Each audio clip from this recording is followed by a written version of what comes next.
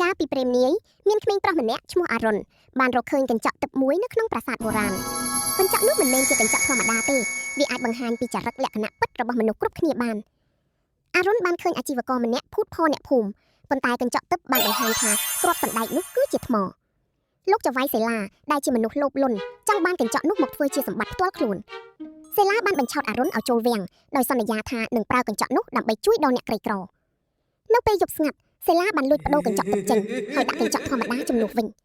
សេឡាបានយកកញ្ចក់ទៅថ្វាយព្រះរាជាហើយប្រើវាដើម្បីទម្លាក់កំហុសលើមនុស្សដែលខ្លួនស្អប់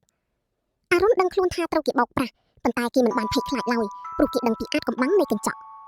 អារុនបានក្លែងខ្លួនជាអ្នកផ្លុំខ្លុយដើម្បីធ្វើដំណើរចូលទៅក្នុងរាជវាំងទាមទារយុត្តិធម៌ព្រះរាជាហ៊ាននឹងកាត់ទោសអ្នកស្មោះត្រង់ម្នាក់ដោយសារតែពាក្យកុហករបស់សេឡាអារុនបានចាប់ផ្ដើមផ្លុំខ្លុយយ៉ាងពិរោះរហូតធ្វើឲ្យកញ្ចក់คล้ายញ័ររញ្ជួយអារុនបានសុំឲ្យសេឡាបង្ហាញពីអនាគតរបស់ព្រះរាជាតាមរយៈកញ្ចក់ដែលគេកាន់នោះគ្រាន់តែលើកកញ្ចក់ឡើងវាក៏បែកខ្ចាត់ខ្ចាយជាបំណែកព្រោះវាមិនអាចទ្រាំទ្រនឹងការពិតបានអារុនបានយកកញ្ចក់ពិតចេញពីហោប៉ៅរបស់សេឡាហើយវាបញ្ចេញពន្លឺយ៉ាងសន្ធោសន្ធៅ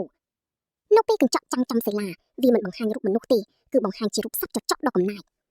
ព្រះរាជាបានដឹងការពិតភ្លាមហើយក៏បញ្ជាឲ្យទាហានចាប់ខ្លួនសេឡាយកទៅដាក់ទោស